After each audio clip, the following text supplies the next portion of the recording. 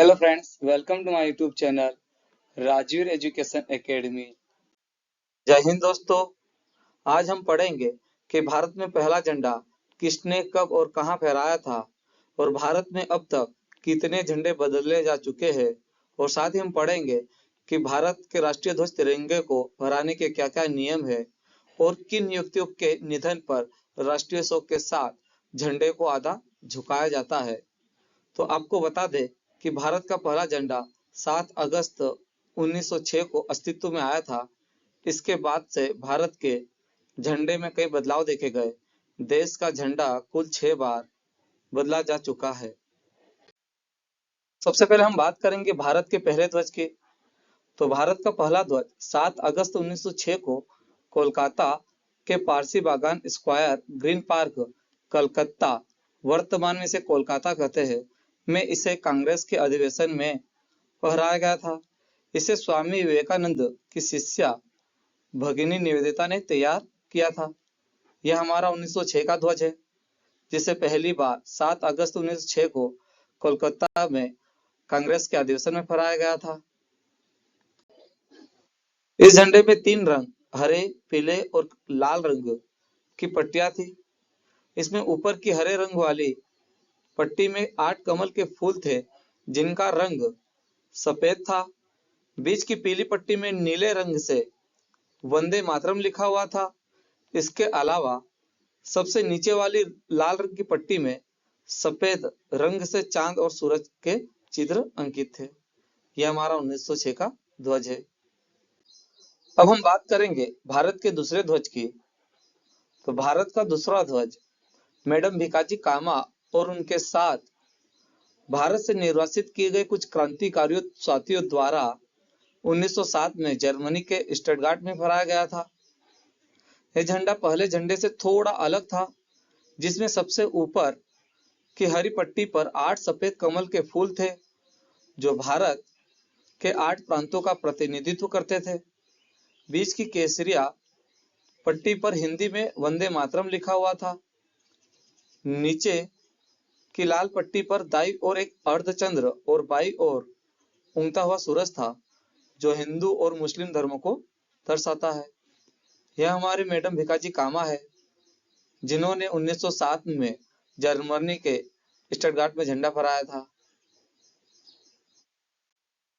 यह ध्वज बर्लिन में हुए समाजवादी सम्मेलन में भी प्रदर्शित किया गया था। मैडम भिकाजी कामा 22 अगस्त 1907 को विदेशी धरती पर भारतीय ध्वज फहराने वाली पहली व्यक्ति बनी। मैडम भिकाजी कामा को भारतीय क्रांति की जननी भी कहा जाता है। उन्होंने विदेशी धरती पर भारतीय राष्ट्रीय ध्वज को फहराने का साहस दिखाया और भारत की स्वतंत्रता के लिए आवाज उठाई। इस झंडे को मैडम भिकाजी कामा और उनके सहयोगी विनायक दामोदर सावरकर और श्यामजी कृष्ण वर्मा ने डिजाइन किया था।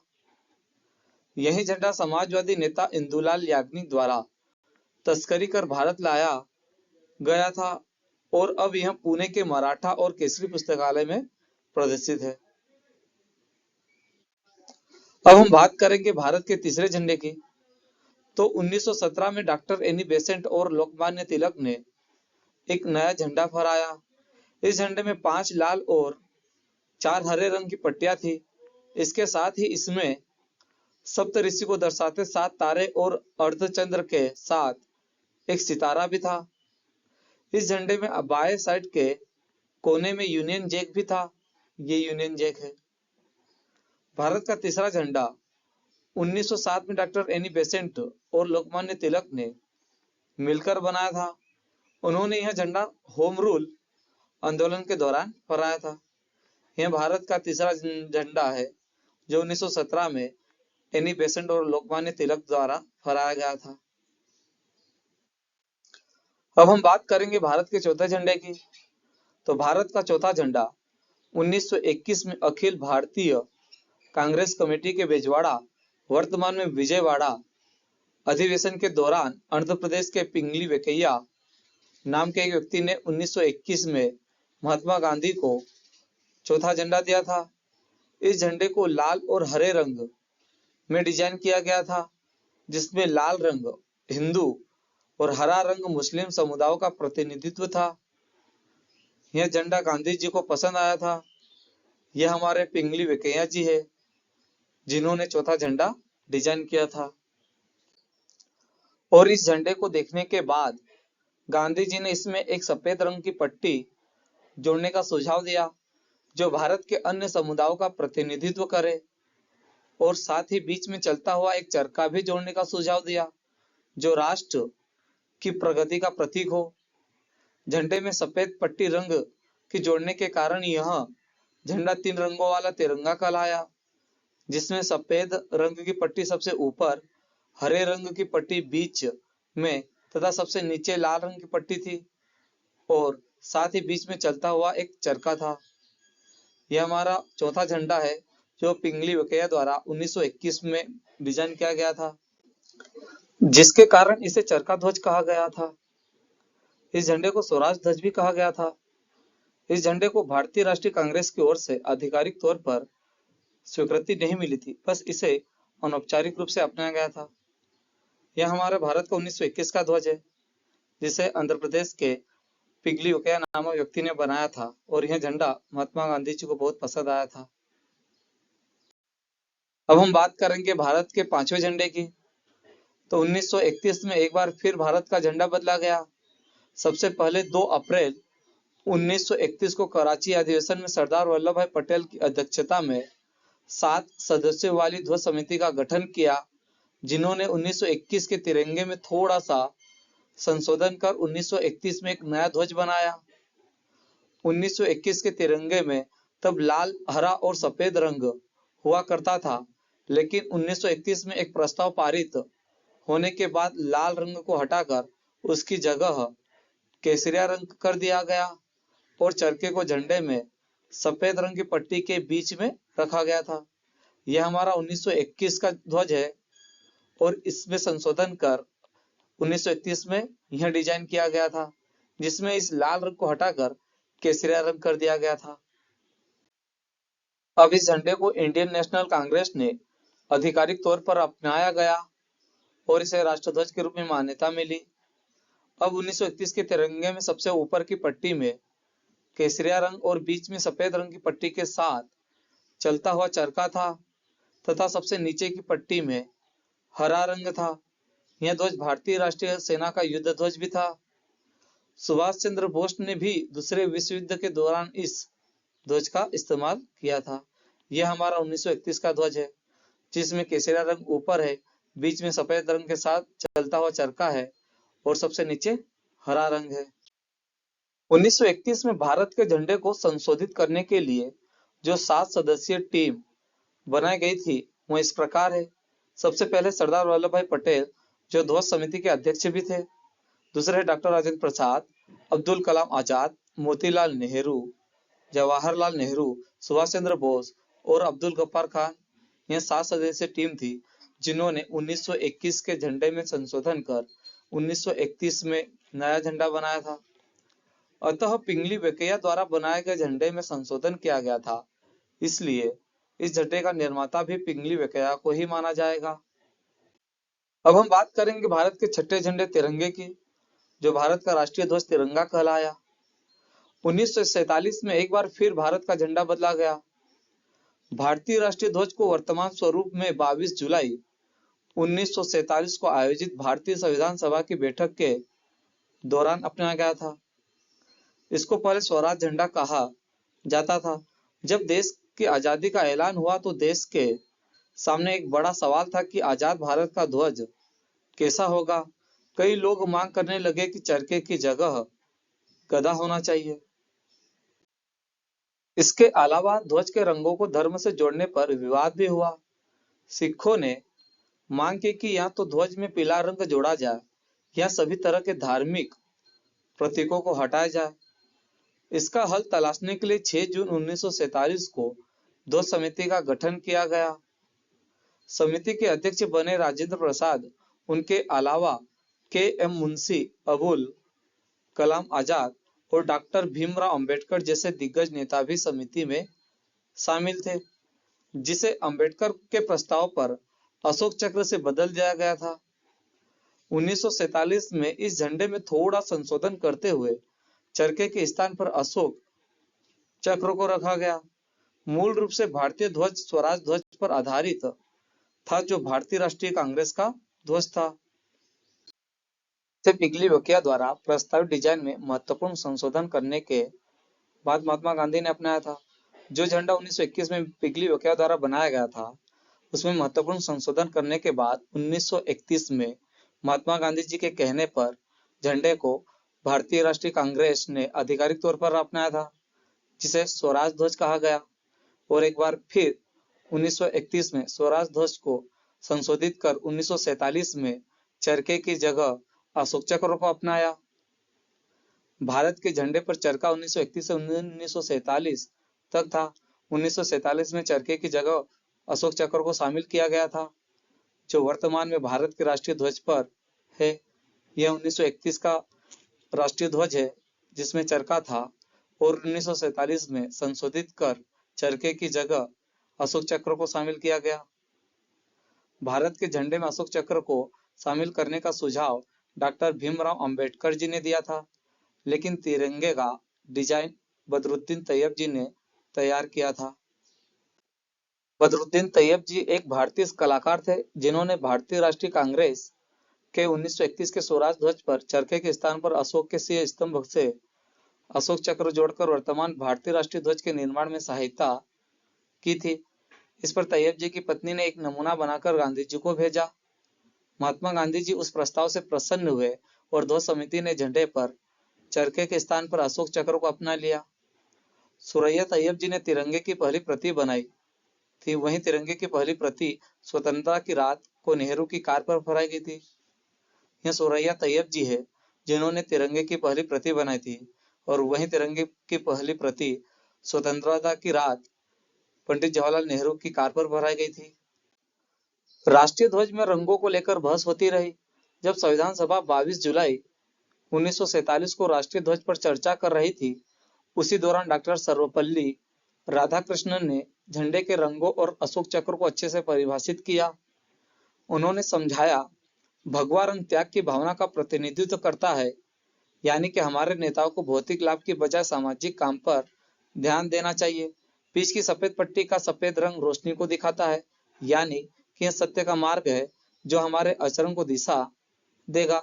हरा रंग मिट्टी और पौधे से हमारे रिश्ते का प्रतीक है, जिस पर बाकी सारा जीवन निर्भर करता है। यह हमारे डॉक्टर सर्वपल्ली राधाकृष्णन जी है, जिन्होंने संविधान सभा में 22 जुलाई 1947 को तिरंगे के रंगों को परिभाषित किया।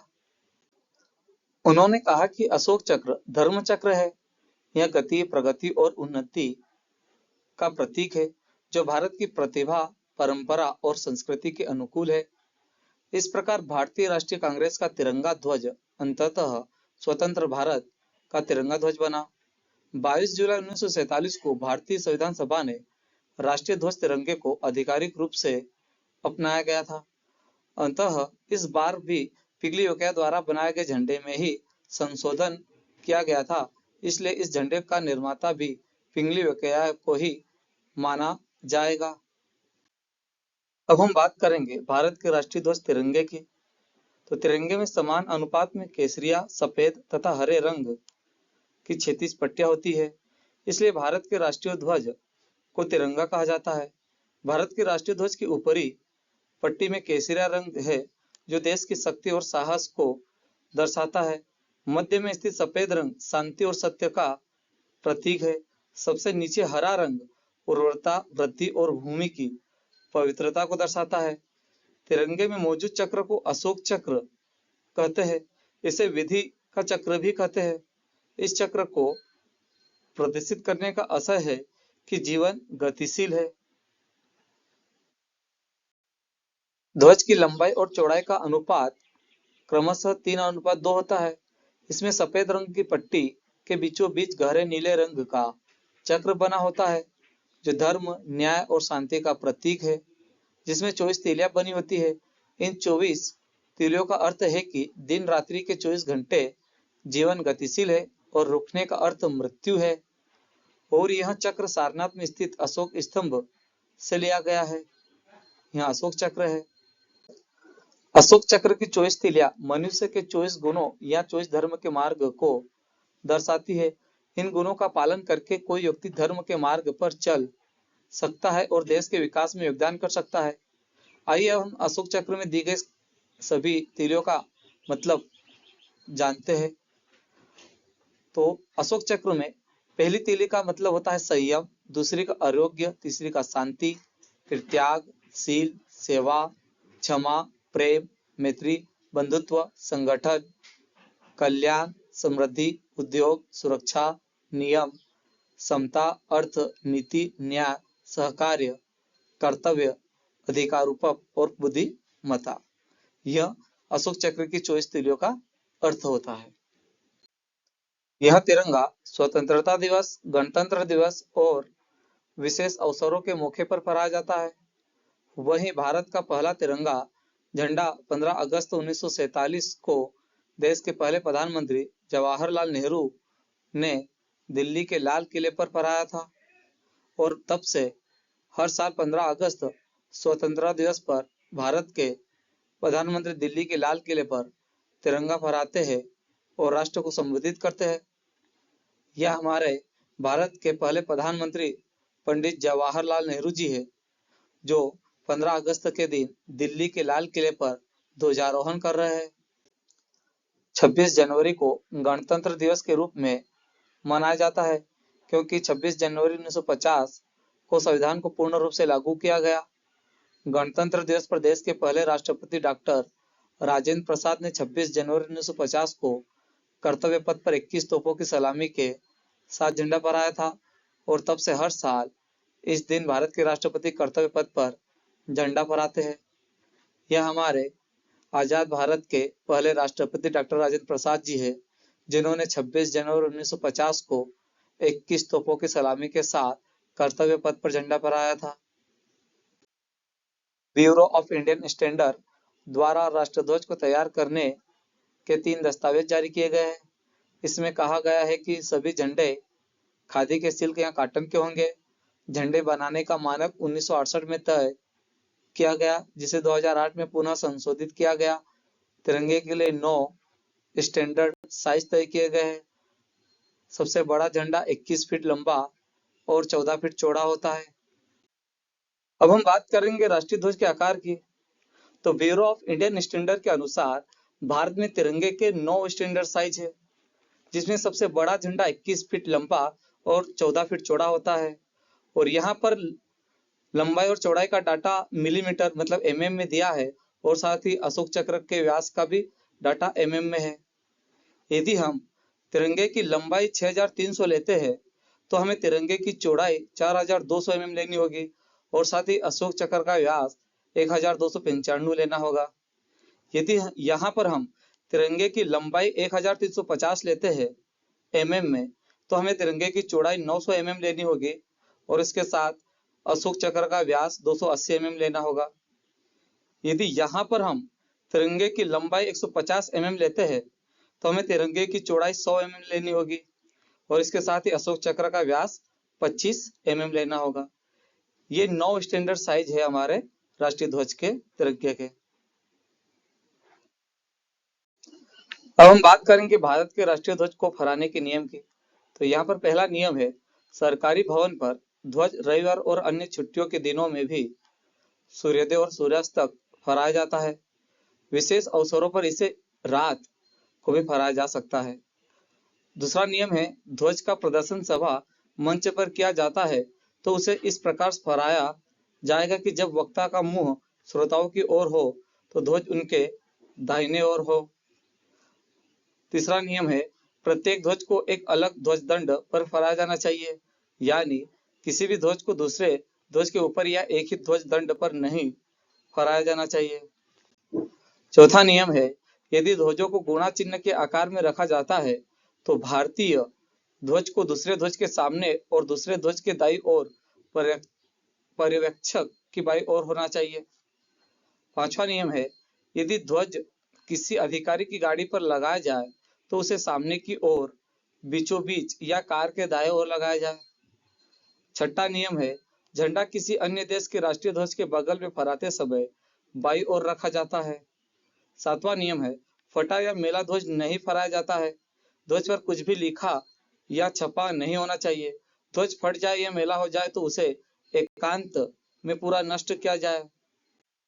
8वां नियम है, तिरंगे ध्वज को वंदनवार, ध्वज पट या गुलाब के समान संरचना बनाकर उपयोग नहीं किया जा सकता। 9वां नियम है, झंडे को जानबूझकर उल्टा नहीं रखा जा सकता, किसी में डुबाया नहीं जा सकता या फूलों की पंखुड़ियों के अलावा अन्य वस्तु को झंडे पर रखा नहीं जा सकता। किसी प्रकार का सरनेम झंडे पर अंकित नहीं किया जा सकता। 10वां नियम है, जब सरकार द्वारा प्रदान किए गए कार में कोई विदेशी गणमान्य अतिथि यात्रा कर रहा है तो हमारा झंडा कार के दाएं ओर प्रवाहित होना चाहिए और विदेश का झंडा बाईं ओर उड़ता होना चाहिए। अब हम बात करेंगे कि राष्ट्रीय ध्वज को क्यों झुकाया जाता है। वास्तव में राष्ट्रीय ध्वज को आधा झुकाना राष्ट्रीय या राजकीय शोक का प्रतीक है। किसी भी व्यक्ति के निधन पर या किसी दुर्घटना के कारण मारे गए व्यक्ति के प्रति संवेदना व्यक्त करने के उद्देश्य से राष्ट्रीय ध्वज को आधा झुकाया जाता है। भारत देश में किसी व्यक्ति के निधन पर राष्ट्रीय या राजकीय शोक की घोषणा पहले केवल केंद्र सरकार की सलाह पर राष्ट्रपति द्वारा की जाती थी, लेकिन नियमों में कुछ बदलाव हुआ है।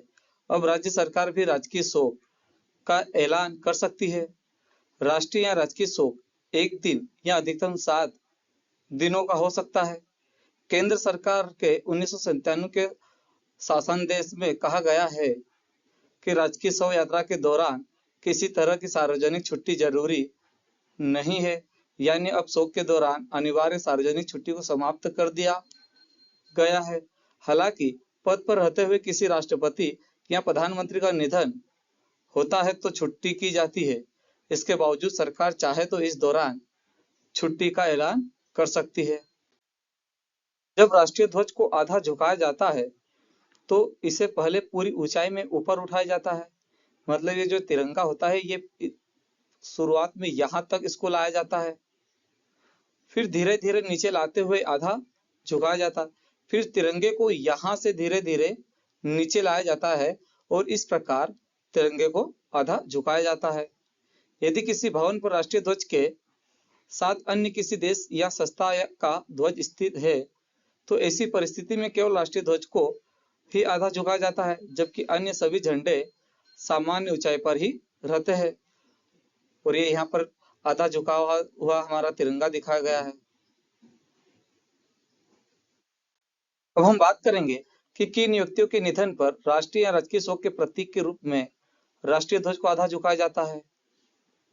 तो नंबर 1 है, भारत के राष्ट्रपति, उपराष्ट्रपति या प्रधानमंत्री को अपने कार्यकाल के दौरान निधन होने पर राष्ट्रीय शोक के प्रतीक के रूप में पूरे देश में सभी सरकारी भवनों पर राष्ट्रीय ध्वज को आधा झुकाया जाता है। नंबर 2 पर है, भारत के सर्वोच्च न्यायालय के मुख्य न्यायाधीश या लोकसभा अध्यक्ष की मृत्यु पर राजकीय शोक के प्रतीक के रूप में दिल्ली के सभी सरकारी भवनों पर राष्ट्रीय ध्वज को आधा झुकाया जाता है। इसके अलावा संबंधित व्यक्ति के राज्य में भी सरकारी भवनों पर राष्ट्रीय ध्वज को आधा झुकाया जाता है। सर्वोच्च न्यायालय के न्यायाधीश और केंद्रीय मंत्री के निधन पर संबंधित व्यक्ति के कार्यालय एवं संबंधित व्यक्ति के राज्य में सरकारी भवनों पर राष्ट्रीय ध्वज को आधा झुकाया जाता है। किसी राज्य या केंद्र शासित प्रदेश के राज्यपाल, उपराज्यपाल, लेफ्टिनेंट गवर्नर, मुख्यमंत्री या उच्च न्यायालय के मुख्य न्यायाधीश की मृत्यु पर संबंधित राज्य एवं केंद्र शासित प्रदेश में राष्ट्रीय ध्वज को आधा झुकाया जाता है, जबकि उच्च न्यायालय के न्यायाधीश या किसी मंत्री के निधन पर संबंधित व्यक्ति के जिले में राष्ट्रीय ध्वज को आधा झुकाया जाता है। किसी विदेशी गणमान्य व्यक्ति की मृत्यु पर गृह मंत्रालय द्वारा प्राप्त निर्देशों के अनुसार राजकीय शोक के रूप में राष्ट्रीय ध्वज को आधा झुकाया जाता है। यदि किसी राज्य के प्रमुख या किसी सरकारी अधिकारी की मृत्यु विदेशी सरजमी पर होती है तो उस देश में भारतीय दूतावास में राष्ट्रीय ध्वज को आधा झुकाया जाता है। अब यहाँ पे कुछ महत्वपूर्ण पॉइंट है, हम इसे समझ लेते हैं।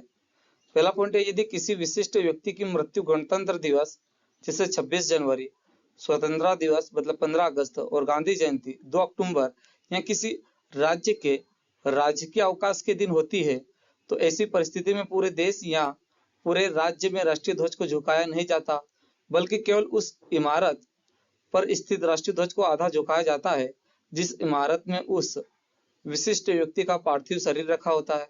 लेकिन जो ही उस व्यक्ति के पार्थिव शरीर को उस इमारत से निकाला जाता है, राष्ट्रीय ध्वज को पूरी ऊंचाई में फहराया जाता है। दूसरा पॉइंट है, किसी आम नागरिक के पार्थिव शरीर पर राष्ट्रीय ध्वज को लपेटना राष्ट्रीय सम्मान अधिनियम 1971 का उल्लंघन है। ऐसा करने पर संबंधित व्यक्ति को 3 साल का कारावास या जुर्माना या दोनों हो सकता है। तीसरा पॉइंट है, किसी राजनेता, सैन्यकर्मी या केंद्रीय अर्धसैनिक बल की अंत्येष्टि के अवसर पर राष्ट्रीय ध्वज को अर्थी या ताबूत के ऊपर लपेटते समय इस बात का ख्याल रखना चाहिए कि केसरिया रंग सिर की ओर होना चाहिए।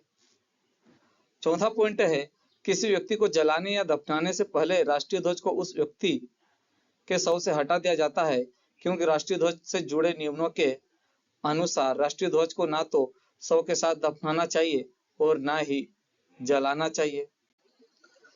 पांचवा पॉइंट है, ध्वज केवल राष्ट्रीय शोक के अवसर पर ही आधा झुका रहता है। किसी दूसरे ध्वज या पताका को राष्ट्रीय ध्वज से ऊंचा या ऊपर नहीं लगाया जाएगा, नहीं बराबर में रखा जाएगा। जय हिंद दोस्तों, आई होप कि यह वीडियो आपको पसंद आया होगा। यदि यह मेरा वीडियो आपको पसंद आया हो तो प्लीज मेरे वीडियो को लाइक करें, सब्सक्राइब करें और शेयर करें। धन्यवाद।